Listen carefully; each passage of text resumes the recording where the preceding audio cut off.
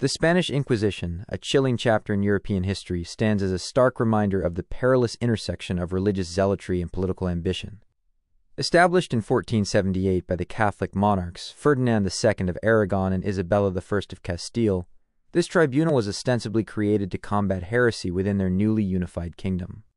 However, its enduring legacy reveals a far more complex and often brutal reality, one where the pursuit of religious purity became inextricably linked with the consolidation of royal power and the creation of a culturally homogeneous Spain. The Inquisition's methods, its evolving targets, and its long-lasting consequences paint a grim picture of institutionalized fear and the devastating impact of intolerance. Initially conceived to address the issue of conversos, Jewish and Muslim converts to Christianity suspected of secretly adhering to their former faiths, the Inquisition quickly broadened its scope. In the wake of the Reconquista, a fervent desire for religious unity permeated the Iberian Peninsula. The monarchs, seeking to solidify their rule over a diverse population, saw the Inquisition as a powerful tool to enforce Catholic orthodoxy. This suspicion of the other extended beyond the initial targets, eventually encompassing Protestants and even dissenting voices within the Catholic Church itself. The very definition of heresy became fluid, susceptible to the interpretations and agendas of the Grand Inquisitors and the Crown. The procedures employed by the Inquisition were shrouded in secrecy and often defied principles of justice. Accused individuals faced secret indictments, were denied legal counsel, and could be imprisoned indefinitely. Torture, though theoretically a last resort, became a common method for extracting confessions, leaving indelible physical and psychological scars.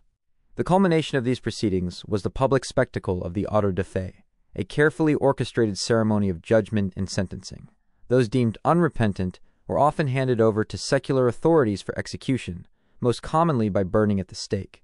Furthermore, the confiscation of the property of the condemned served not only as a punitive measure, but also as a significant source of revenue for both the Crown and the Inquisition itself, further incentivizing convictions. The impact of the Spanish Inquisition reverberated throughout Spanish society for centuries. Beyond the immediate suffering inflicted upon its victims, the executions, imprisonments, and exiles that decimated communities and families, the institution fostered a climate of pervasive fear and suspicion. Neighbors were encouraged to denounce one another, creating an atmosphere where dissent was silenced and conformity was enforced through terror. The expulsion of Jews in 1492, followed by the forced conversions and eventual expulsion of Muslims, had profound economic and cultural consequences, depriving Spain of the skills and contributions of significant portions of its population. Some historians even argue that the intellectual isolation fostered by the Inquisition contributed to Spain's relative decline on the European stage. In conclusion, the Spanish Inquisition stands as a cautionary tale in the annals of history. While initially framed as a necessary measure to ensure religious unity, it evolved into a powerful instrument of state control, wielding fear and brutality to enforce conformity. The shadow of the Inquisition extends far beyond its formal abolition in 1834, serving as a potent reminder of the dangers inherent in unchecked power, religious intolerance, and the suppression of dissenting voices. Its legacy compels us to critically examine the justifications for such actions and to remain vigilant against any resurgence of similar forms of persecution in the name of ideology or power.